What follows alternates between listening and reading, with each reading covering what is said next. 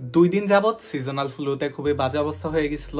তার মানে এমন একটা অবস্থা, বিছানা থেকে উঠতে পারতেছি না, 102 দিন জ্বর, এমন করে কালকে সারাদিন কাটছে।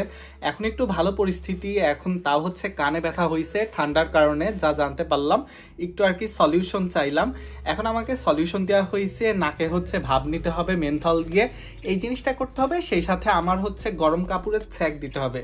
এই দুইটা ওয়েতে নাকি জিনিসটা আস্তে আস্তে ঠিক হয়ে যাবে। আমিও তাই এখন চেষ্টা করব। গরম কাপড়ের ছ্যাঁকটা আগে নিব, তারপর নাকে ভাব নিব। যদিও নাকের স্প্রে আনছি, নাকের স্প্রে ছাড়া হয়তো জিনিসটা এত তাড়াতাড়ি সলিউশন পাইতাম না একদিনে। কালকে খুবই বাজে অবস্থা হয়ে গেছিলো, আজকে মোটামুটি ভালো।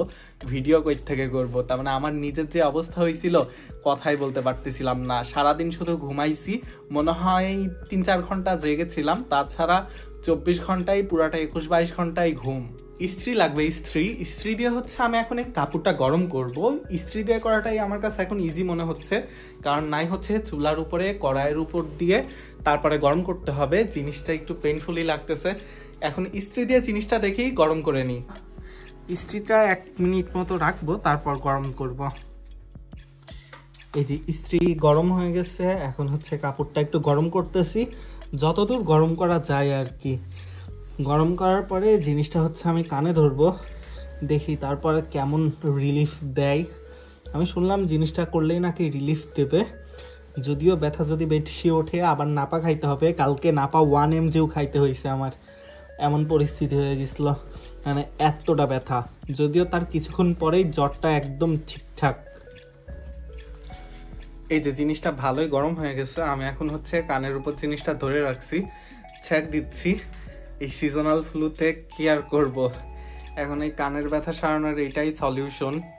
এটা ঠিক হইলে মনে হয় আমার জ্বরটাও আল্লাহ দিলে আর আসবে না, আল্লাহ সহায়।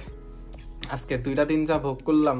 এই যে এখন এটা হচ্ছে মেন্থল, এই জিনিসটা হচ্ছে পানির মধ্যে দিতে হবে অল্প একটু, 1-2 দানা, তারপরে হচ্ছে সেটা নিয়ে ভাপ দিব। এটা আমি কিনছিলাম মনে হয় 40 টাকা এমন দিয়ে। এটা আজকে 4-5 মাস চলতেছে, তাও আসলে তার মানে এটা লাগেই হঠাৎ করে, তো তার জন্য আর কি। এই যে আমি চলে আসছি, এখন হচ্ছে এই যে গামছা দিয়ে মাথাটা এরকম ঢাকবো, আর এই যে সামনে টেকচিটা আছে,